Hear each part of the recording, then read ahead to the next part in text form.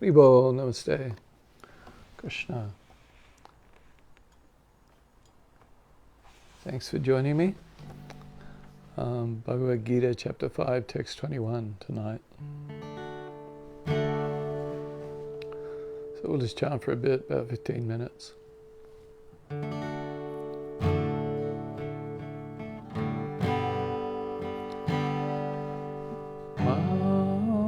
Krishna Padaya, Krishna Pastaya, Bhutale, Shrimate Sira Sarupananda, Namaste Naline, Nama Om Krishna Padaya, Krishna Pastaya, Bhutale, Shrimate Sira Sarupananda, Namaste Naline, Nama Om Krishna Padaya, Krishna Pastaya, Bhutale, Shrimate Sira Sarupananda, Namaste Naline, Nama Om Krishna Padaya, Krishna Pastaya, Bhutale, Shrimate Sira Sarupananda, Namaste Naline, Namasira Sarupananda, Namaste Naline, Gorakarana Swarupaya, Krishna Pastayate, Namasira Sarupananda, Namaste Naline,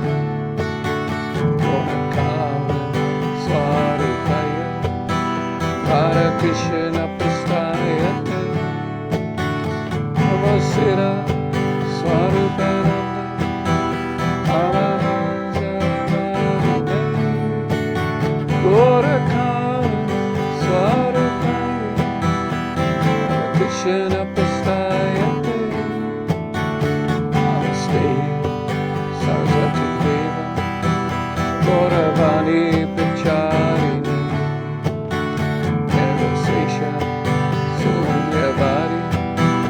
Askachari Satarine, Namaste Saraswati Deva, Gauravani Pracharine, Nirasesha Sunyavade, Askachari Satarine, Namaste Saraswati Deva, Gauravani Pracharine, Sesha Sunyavadi, Askachari Satarine, Achashi Krishna Chaitanya, Prabhu Nityananda, Shri Advaita Gadadhara, Yasari Gaur Bhakta-vrinda, Achashi Krishna Chaitanya, Prabhu Nityananda, Shri Advaita Gadadhara, Yasari Gaur Bhakta-vrinda, Shri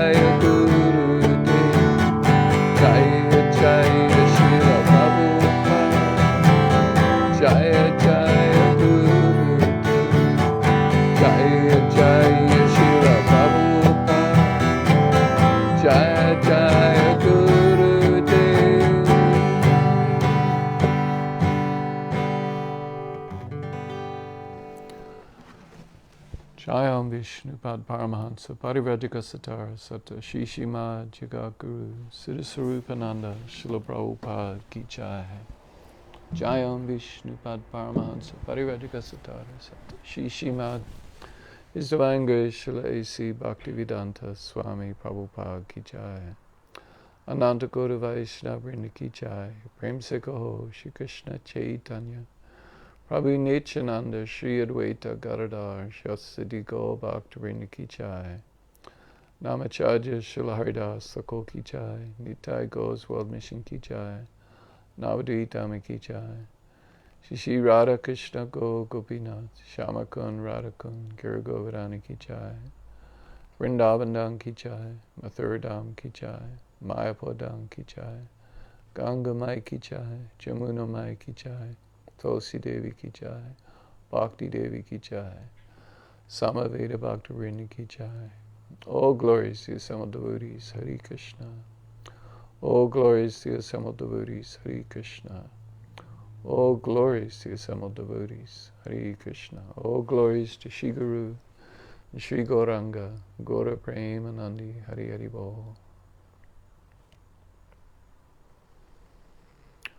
Amagyana Timarandasya Gana Gana Shalakaya Chaksurun Militanyena Tajmai Shri Guruve Namaha. Shri Chaitanya Manobhistam Statpitam Yena Bhutale Swayam Rupa Karamayam Dadati Swaparantikam Vandeham Shri Guru Shri Yuta Parakamalan Shri Gurun Vaishnavamscha Shri Rupam Sagrajatam Sahagana Raghunatham Vitam Tam Sajevam Sadvaitam Savadutam Parijana Sahitam Krishna Chaitanya Devam Shri Radha Krishna Padan Sahagana Lalita Shri Vishakan Vitamscha.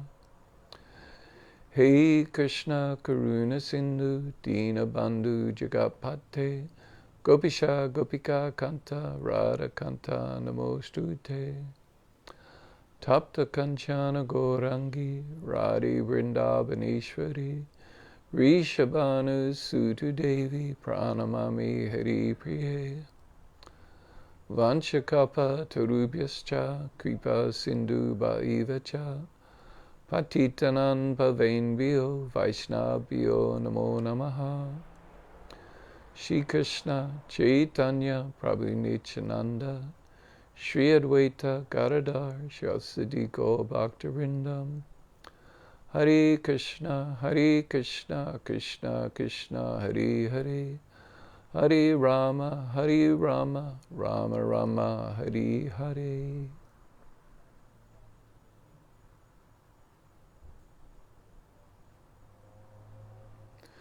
For speaking, first offer my humble obeisances at the lotus feet of my spiritual master, Jagaguru Siddhasarupananda Srila Prabhupada, who is very dear to Lord Krishna, having taken shelter at his lotus feet. Srila Prabhupada is the mercy manifestation of Lord Chaitanya, and is very dear to Radha and Krishna.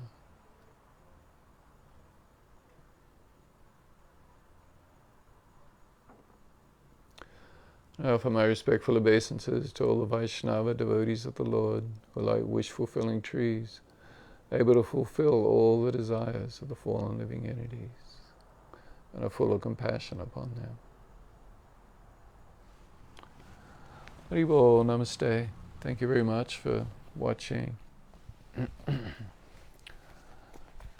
I greatly appreciate it. I appreciate the opportunity to speak on Bhagavad Gita, the beautiful song of the Supreme Lord, who is full, Van, with all opulences, Bhaga, so Bhagavan, the Supreme Lord.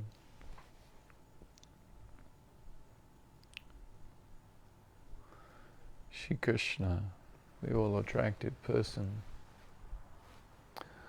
So we're continuing on chapter 5 of Bhagavad Gita,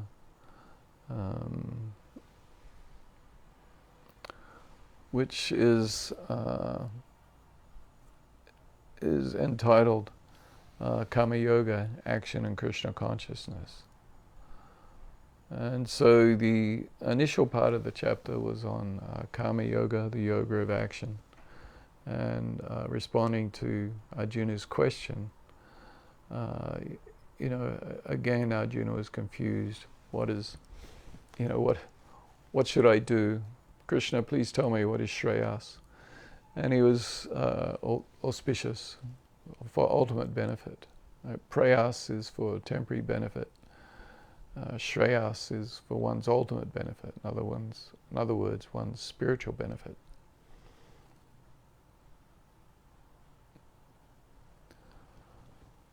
So Arjuna, after, in chapter 2 and 3, or in chapter 3 in particular, Krishna spoke a lot about Karma Yoga. Karma Yoga is to perform one's duty in a mood of detachment, being detached from the results. So doing it, performing the action because it's the right thing to do. And it's in accordance with one's Varna, under the Varnashrama system. Also performing one's ashramic duty is similar, the Varnashram system. This Varnashram system, as I mention regularly, is established by Krishna. Krishna says in chapter 4 that this system is established by him. So this is Krishna's system. So in the performance of Karma Yoga, one is performing action in accordance with one's duty, one's status in life, and doing so with detached from the results. Just doing it because it's the right thing to do. And of course, as explained several times, and how Srila Bhaktivedanta Swami Prabhupada likes to talk about Karma Yoga. He talks about it more from that Karma Yoga is part of Bhakti Yoga. So in the Vaishnava's approach to Bhagavad Gita, and this is founded upon the conclusion of Bhagavad Gita and the middle section of Bhagavad Gita, which is about developing love for Krishna, bhakti. So the middle section of Bhagavad Gita, which we'll eventually get to, describes the Supreme Person, Krishna, describes his opulences and his, he reveals his universal form. He describes the relationship between himself and the devotees, his devotees. So very much the middle section of Bhagavad Gita is like the, like if you have a sandwich, right? So in the first 6 chapters are like primarily about Karma Yoga, although the 6th chapter is about meditation or Dhyana Yoga or Ashtanga Yoga, Eightfold Yoga. Is very similar to the description in Patanjali's Yoga Sutras. The meditation process described by Krishna in chapter 6 is a little bit of a departure from the first 5 chapters of Bhagavad Gita. But in any case, the first 6 chapters are generally being described as being about Karma Yoga. And the last 6 chapters, particular chapters 13 through 17, and for the beginning part of chapter 18, are about knowledge, or jnana. So they're called the jnana section of Bhagavad Gita. So you have like the karma, and then you have the jnana, and a lot of the third 6 chapters of Bhagavad Gita is about Sankhya, so analysis of the material world. So in that sense, it's about jnana or knowledge. And the middle 6 chapters are like, the meat and the fake meat, of course. The fake meat, or the tasty part of the sandwich. The bread's a bit plain on its own. You need something in the middle to make it attractive and tasty. And this is the 6 chapters on Bhakti Yoga, on Krishna, on the Supreme Person, and having and engaging in devotional service, a loving relationship with the Supreme Person. So, and of course, in the first 6 chapters and in the last 6 chapters, of course, every now and again Krishna brings up something about devotional service and about himself. Right? Just, only in one verse in chapter 2, text 61, I believe it is, Krishna makes a comment about performing action for him. And chapter 3 makes a similar comment. Chapter 4, Arjuna goes, Bhagavad Gita sort of goes a little bit, not off track, of course, but it's because it's a conversation. Krishna is responding to Arjuna's questions. So, Krishna is speaking about karma, buddhi yoga, karma yoga, and then Krishna says, many millions of years ago, I explained this science of yoga to Vivishwan, and then sort of describes the parampara process of how that knowledge was then handed down to, Manu, and then from Manu to Ikshvaku, and how in course of time this succession, this parampara, this one after another, became broken. So then Arjuna then, makes his comment, or asks his question, hey Krishna, like, what do you mean? You appeared in the prison house of Kamsas in Mathura, not that long ago. And but now you're telling me that you spoke this science of yoga to Vivishwan, the sun god, and according to the calculations of under Vedic cosmology, that's like 2 million years ago. So what's up with that? So then Krishna then describes, that he is the Supreme Person, and he can remember previous appearances, whereas Arjuna, you can't. And then he describes the reasons for his appearance. So there's a bit of a almost a digression into topics that are covered in more depth in the second 6 chapters of Bhagavad Gita. So then Krishna begins to describe transcendental knowledge. In fact, the 4th chapter is entitled by Bhaktivedanta Swami Prabhupada as Transcendental Knowledge. So it's a description of transcendental knowledge in connection with Karma Yoga. So he's describing action and inaction and inaction and action, and then he describes different kinds of action, which includes even different sort of processes, celibacy and a little bit of pranayama and Vedic performance of Vedic sacrifices, and so he describes different things, and then at the end of chapter 4 he describes the glories of transcendental knowledge. And somehow or other Arjuna, always looking for an out so he doesn't have to fight, he takes this as as maybe Krishna is saying I should become a contemplative or a meditative, and not have to fight, because heck, I really don't want to fight. Right? He doesn't want to fight his relatives. So anyway, I'm sorry I get a bit repetitive. I kind of give this sort of introduction at the start of each class, but I guess I never know. Maybe there was someone new watching or someone different watching. Anyway, the point of this kind of explanation is that at the beginning of chapter 5, Krishna returns to describing Karma Yoga, in response to Arjuna's question about what is Shreyas and what is the difference between renunciation and Karma Yoga that Krishna's been describing. And Krishna describes that, Karma Yoga is the easier path, as he described in chapter 3. But he said that these paths are the same. This path of Karma Yoga and this path of what he described as Sankhya, they're the same. They lead to the same result. So someone who's in knowledge, understands they're not the body, and they're not attached to results. They're not attached to their situation, because they appreciate I'm not the body. And someone who's engaged in karma yoga, they're detached from results. So in either case, the result is the same.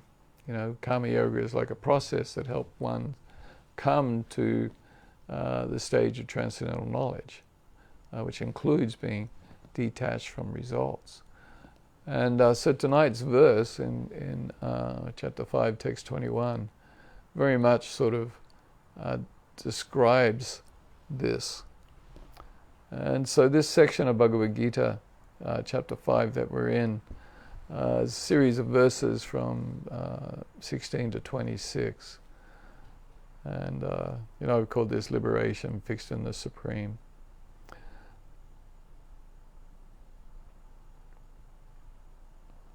And so this section begins with Krishna describing how that when one is enlightened by knowledge, that and his knowledge reveals everything, just as how the sun lights up everything in the daytime.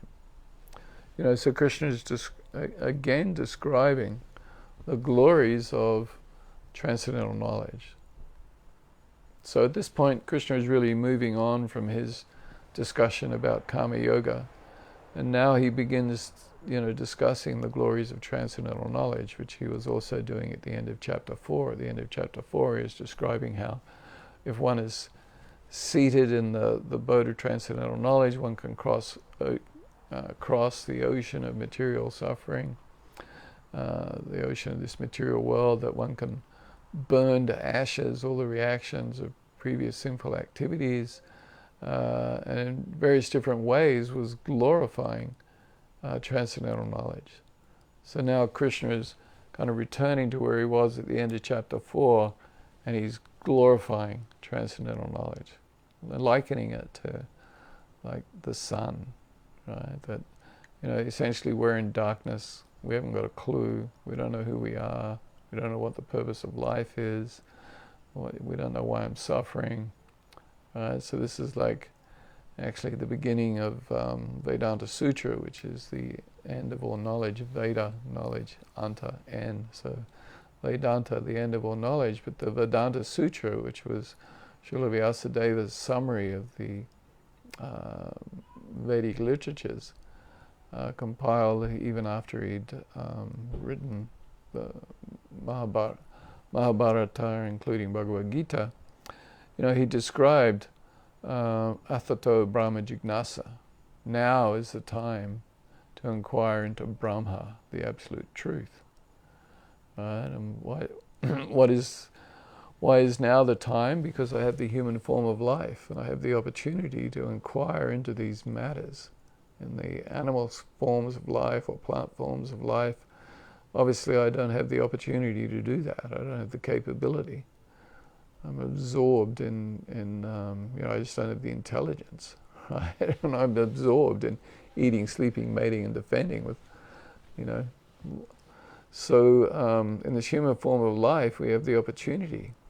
And for us in particular, here we are in a situation where we, have come in contact with a bona fide spiritual master, or in contact with Krishna's teachings and Bhagavad Gita. So we have the opportunity to inquire into the absolute truth and actually obtain the answers. But this inquiry is about, well, who am I? Why am I here? Why am I suffering? What is the purpose of life? Is there a God? If there is, what is my relationship with Him? What is my relationship with other people? Are we just these material bodies, or are we spiritual? How are we related to each other? And so on and so forth. So there's all these different kinds of questions that we have the opportunity to ask, and prior to our coming into contact with our beloved spiritual master, Srila Prabhupada, and with the books and works of Srila Bhaktivedanta Swami Prabhupada, we didn't know the answer to these questions. In fact, we had no idea. We didn't know anything, right? So Krishna describes in this 16th verse, again, how wonderful transcendental knowledge is, that it reveals everything. Everything. You know, like we can become a little bit hardened, right? We chant been chanting maybe many years, maybe many decades. Maybe we've had the good fortune to take birth in a family of devotees or Vaishnavas. And so we're exposed to this kind of, these teachings of Bhagavad Gita and Srimad Bhagavatam, Gaudiya Vaishnava philosophy. We're exposed to these teachings for so long that we become a little bit, maybe like not appreciating how wonderful these are, and that in fact everything is being revealed to us. You know, like each morning we sing, or hopefully we sing the Sri Guru Charana Padma prayers, the prayers of Srila Narottama Das Thakur to his spiritual master. And we speak about, how the lotus feet of our spiritual master are the only way by which we can attain transcendental knowledge. And various other glorification of our spiritual master. But this can become very rote, automatic. Oh, this is what we do every day. And we begin to, perhaps we become unappreciative, or our appreciation diminishes. So if this is the case, we should, constantly try to keep within our mind and heart an understanding of the reality of how fortunate we are. We're wandering around in the darkest of ignorance. My spiritual master opened my eyes to the torch of transcendental knowledge. Ama gina timarandasya, gina gana shalakaya, chaksurun militanyena tajmai shri guruve namaha. I offer my respectful obeisances unto him. So we should have this appreciation. So anyway, in this verse, text 16, Krishna is describing how this transcendental knowledge, this wonderful gift that we are receiving, how it reveals everything. Everything. The answer to all these questions of Atato Brahma Jignasa, now is the time to inquire in the absolute truth. Well, what is the absolute truth? Well, this receiving transcendental knowledge from our spiritual master reveals everything, just as the sun lights up everything in the daytime. So then Krishna, goes on to further describe how this transcendental knowledge, when one's intelligence, mind, faith, and refuge are all fixed in the Supreme, then one becomes fully cleansed of misgivings through complete knowledge, and thus proceeds straight on the path of liberation. So like this process of, enlightenment, it requires fixing one's intelligence, mind, faith, and refuge in the Supreme. In other words, within Krishna. Although the word used here is Brahman, right? The absolute truth. And Brahman means that which is spiritual, which is real, eternal, and refers to the Brahman in all its aspects. Last week I think I spent quite a bit of time talking about the three aspects of Brahman, of the absolute truth, of the Paramatma, the Brahmaji, the Brahman effulgence of Krishna, and then Krishna Parabrahman. Right? So if our intelligence, mind, and faith and refuge are all fixed in the Supreme, in the Brahman, then one becomes fully cleansed of misgivings through complete knowledge, and thus proceeds straight on the path of liberation. So Bhagavad Gita is very much it is an Upanishad, right? Bhagavad Gita sometimes is called Gita Upanishad. So Upanishad means sit close to a spiritual master and hear the truth. So it's usually a conversation speaking about knowledge or jnana. And so Bhagavad Gita is very much in this mold, and it is sometimes described as being a moksha dhamma. Or a moksha shastra. It's about liberation. Of course, though, ultimately, the devotee is not concerned with liberation. He's quite happy, just let me serve you in this material dimension or in the spiritual dimension. I don't care, whichever, whatever, however you would like me to serve you, Krishna. So it's ultimately it's a bhakti shastra, right? It's a Vaishnava literature about bhakti, developing love for Krishna and describing who Krishna is, who God is. But anyway, in these verses, as I described, it's like, or in these early chapters, Krishna hasn't really revealed his Godhead. He hasn't fully revealed himself as the Supreme Personality of Godhead, and has not yet been describing the glories of his devotees and how they love to just speak about him and think about him and relate with him, right? So this at this point is not yet clear. So here Krishna is just not fully expanded upon and revealed. So and in reality we have to go through a bit of a process, right? So within the Hinduism, there's tolerance for many different paths. And this is because, as Krishna describes in chapter 4, text 11, that as they surrender unto me, I reward them accordingly. And so people are on a progressive path towards Krishna. So in fact, the Vedic concept is so complete that it even sees that one who's engaged in material activities, they're actually, even though they're engaged in that they're progressing towards Krishna, in the sense that if one's engaged in material activities, eventually one will become frustrated. Or we begin to appreciate, what the heck am I doing? Right? I'm seeking happiness in this material dimension, but no matter how hard I try, I don't find happiness. So ultimately everything is like a progression towards Krishna. Now, of course, this is not saying all roads lead to the same path, same place, right? Like the impersonalist idea. But in one sense, there's some reality in that, in this sense that I'm describing, in this sort of sense that ultimately everyone is progressing towards Krishna.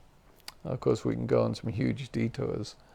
So anyway, Krishna describes that. Then he describes again equanimity. The humble sage, by virtue of true knowledge, sees with equal vision a learned and gentle brahmana, a cow, an elephant, a dog, and a dog eater. So one in knowledge sees everything, his misgivings are cleansed, and he develops equal vision. He sees everyone as Brahman, as spirit, regardless of one's status within human society and one's status within different species.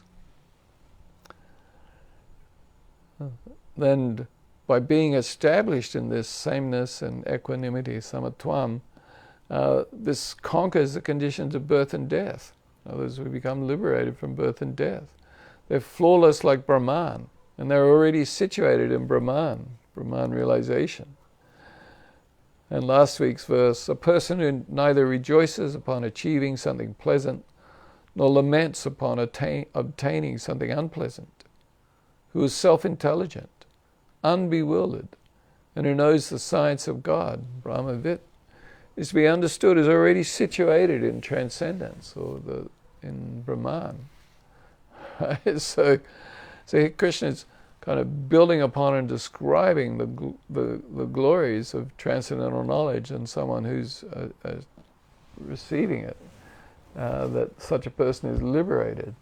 So then in tonight's verse, text 21, Krishna says, such a liberated person is not attracted to material sense pleasure or external objects, but is always in trance, enjoying the pleasure within. In this way, the self-realized person enjoys unlimited happiness, for he concentrates on the Supreme.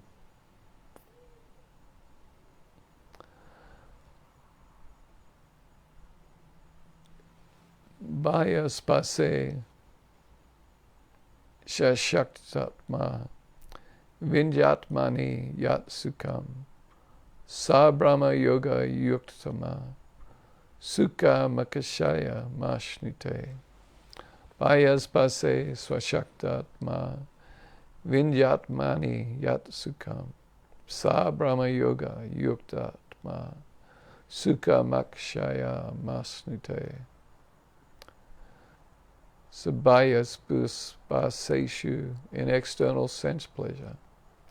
He whose self is unattached to external sensations. So baya means outside or situated without. Spaseshu is in touching or in contact. Ashaktatma, one who is not so attached. Atma is referring to a soul or self, and ashakta means unattached or not clinging. Shakta means attachment.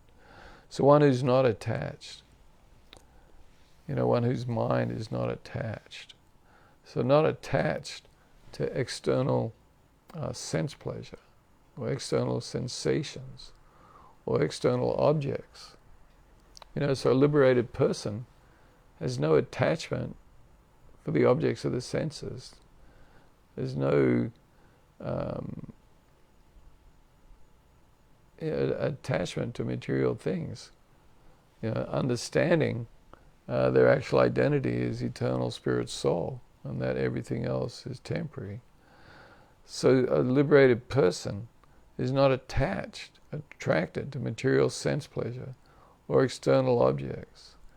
And vindati, he enjoys, he finds atmani, in the self, within the self, yat, that, sukham, happiness, bliss, or joy.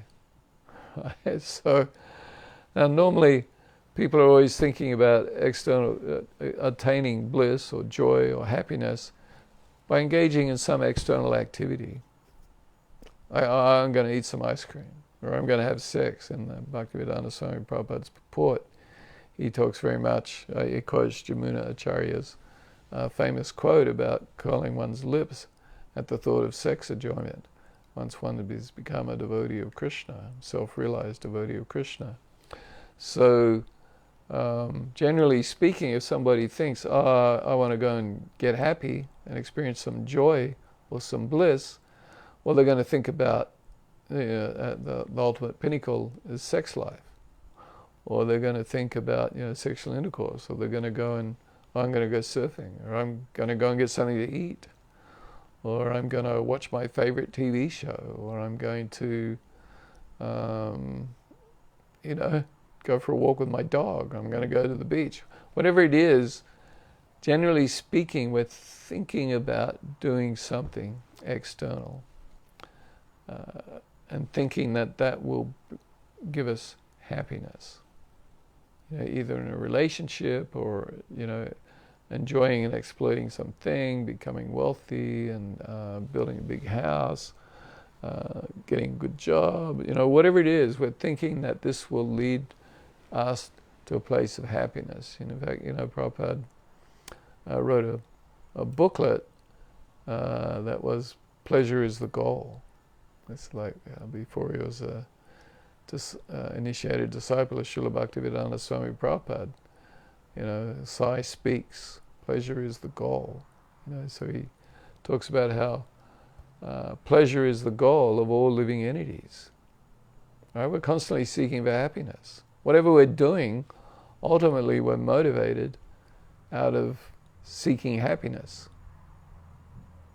I mean, like nobody goes around seeking unhappiness. Although sometimes, some people can get so caught up in their unhappiness that they seem to enjoy it. Sometimes, you have to say to people, well, look, it just seems like you're enjoying being on a bummer. Like you don't want to give it up, right? Sometimes people are on such a bummer, they don't want to give it up. It seems like they don't want to give it up. Like somehow they're enjoying being on a bummer. But generally that's not the case. And even those people would not say that I'm trying to seek happiness and being on a bummer. That's just kind of how it appears to someone else who's trying to wake them up and shake them out of it. Hey, wake up, get out of this ridiculous condition you're in. But anyway, so generally people are trying to find happiness in external sense enjoyment or external to themselves. Man meets girl, oh, I want to enjoy you, you're going to make me happy by me exploiting your body, having sex with your body, or in my mental and romantic, emotional relationship with you. We're going to get a sense of happiness and pleasure out of our union, our physical, mental, and whatever other kinds of union there is that we're having, this relationship, this romantic attachment for one person for another, right? But it's based on, like, I think this is going to make me happy. And so, of course, when a person begins chanting, it comes the spiritual path, again, they're thinking, oh yeah, well, I like chanting. Chanting will make me happy. Maybe we sort of, oh, I really like chanting. Yeah, I really enjoy it. Yeah, that was a great chant. We're all jumping up and down like crazy. I really enjoyed that. Of course, though, devotees kind of learn, oh no, you don't speak like that, because, we're not supposed to be the enjoyer. It's not even a question we're not supposed to be. In reality, we are not the enjoyer. Right? Krishna is the supreme enjoyer, and I'm the enjoyed. Krishna is Purusha, the supreme enjoyer, and I'm Prakriti, that which is to be enjoyed. So this kind of, we hear this and it kind of starts to penetrate the thick skull, and we begin to realize that, okay, I actually should be giving pleasure to Krishna. I shouldn't care about my happiness. In Lord Chaitanya's Shikshastaka, his 8 prayers of instruction, and the last one, he describes the sentiment of Srimati Radharani, where she's describing how that in the mood of Srimati Radharani, Lord Chaitanya is expressing how one should, I don't care how he treats me, however he treats me, that's okay with me, so long as I can give him happiness. Right? So this is the mood of a Vaishnava, of a devotee. We don't care about our own happiness. We care about Krishna's happiness. I'm a servant. My role in life is to serve my master. My master is Krishna, and I may have a loving relationship with him in one mood or another. So generally speaking, we're always trying to find enjoyment outside. But here Krishna is saying, no, actually, that one who's unattached to material sense enjoyment and to external sense pleasure enjoys within himself sukham, happiness and bliss and joy. He goes on to then say, saha, that he, this Brahma Yoga, concentrated in Brahman, transcendental communion with Absolute Spirit. Brahma is referring to Brahman, and yoga is, of course, yoga. So linking up with, or being concentrated in Brahman, linking up with Brahman. Yuktatma, self-connected, soul-united. So yukta, joined. So this yukta has the same root as yoga. So yoga is the process of linking up, and yukta means to be linked up, soul-united. And then again, sukham, happiness, bliss, joy. Akshayam, unlimited, imperishable, indestructible, limitless. Ashnute, enjoys, he reaches, he attains. So Krishna is really describing this in some depth, how much happiness the liberated person experiences.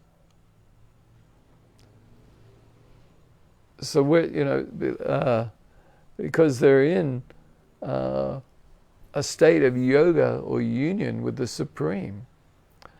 And now, so there's two sort of, or a couple of ways that this verse is interpreted. Of course, by the impersonalists, they're taking it that, well, one realizes that I'm God, right? So it's kind of like a nonsense thing, but one becomes self-realizes and realizes their identity as spirit, but becomes confused and thinking I'm the Supreme Spirit. But even though one is thinking like that and confused, still there is happiness. In fact, in one of the commentators of Bhagavad Gita, they describe that, according to the Mahabharata, the happiness, material happiness, is described as them being only equal to 1/16 of the happiness of being Brahman realized. Right? So it's kind of an interest. I'm not sure how the calculation is done, but anyway, that's how it's described: 1/16.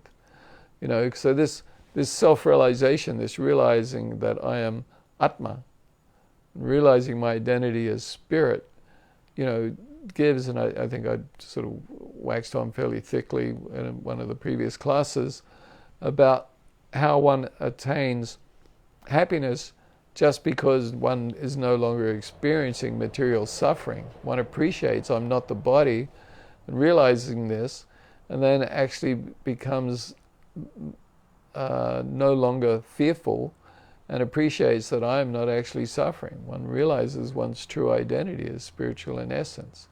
So this is like a huge relief. It's like pulling a nail out of the foot. I think I even told the story about how I had a nail on my foot one time.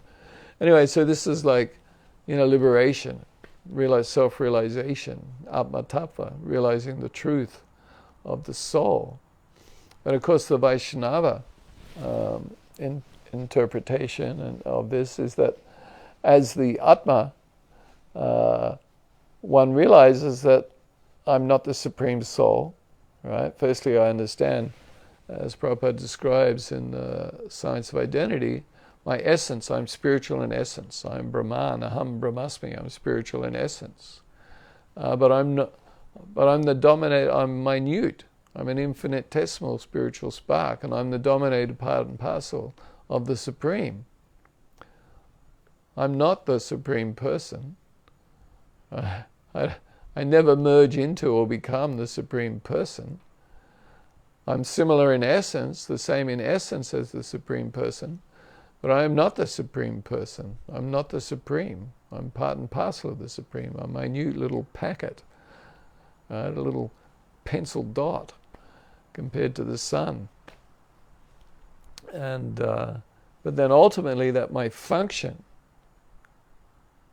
my Sanatana Dharma, my eternal duty, my eternal constitutional position, is that I am servant of the Supreme. My function is to render loving service, is to develop a loving relationship with Him.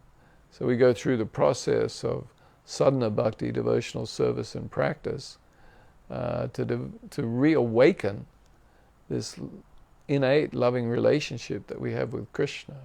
So this, so when one, I think last week or a week before, I was describing the amount of pleasure and happiness that one gets out of a loving relationship in this world with one's spouse, or at least at the beginning of this relationship usually, for it may turn bitter. If you're fortunate it won't. But this loving relationship that one has with the Supreme Lord, with Krishna, with the Paramatma, is unlimited, described here by Krishna as unlimited happiness. Akshayam Sukham, or Sukham Akshayam.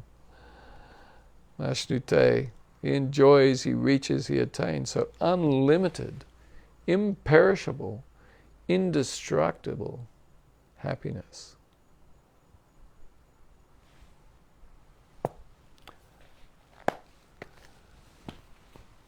So thank you very much, Krishna. May we all taste this unlimited happiness, this Sukham Akshayam, unlimited happiness, blissfulness and joy in a loving relationship with Krishna. Hare Krishna, Hare Krishna, Krishna Krishna, Hare Hare, Hare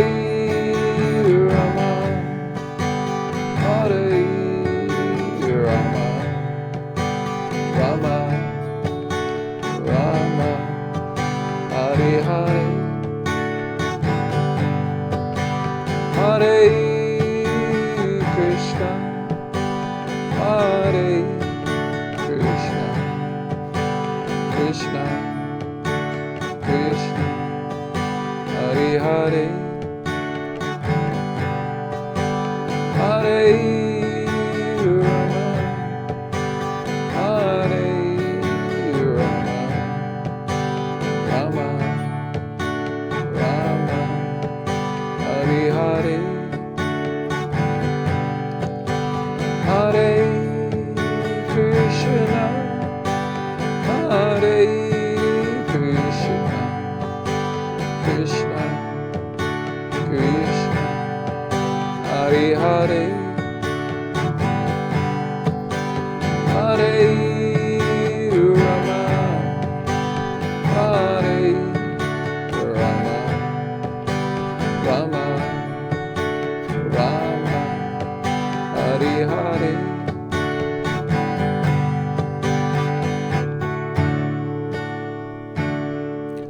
Haribo, Krishna, Krishna, Krishna. Hope to see you all next week. Thank you so much for watching.